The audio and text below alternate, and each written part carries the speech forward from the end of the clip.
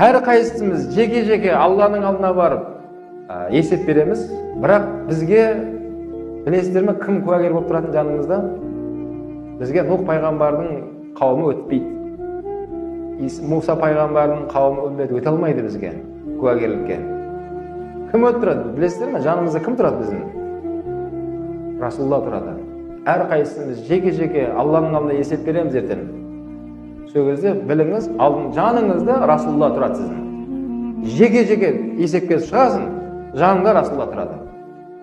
Сол кезде біліңіз, сіз пайғамбар алейхиссалам қуанып тұрады ма? Дейді ғалымдар айтады. Ой, менің үмбетім міне бәрекелді деп тұрады ма? Жоқ, ұялып тұрады ма? Мынандай да үмбетім болған екен ғой менің деп. Оның бәрі өзіңе байланысты дейді. Расулла алейхиссаламды ұялтуға болмайды бауырлар. Жаңа айтқандай, ол Алланың несі? Таңдалынған сүйіктісі.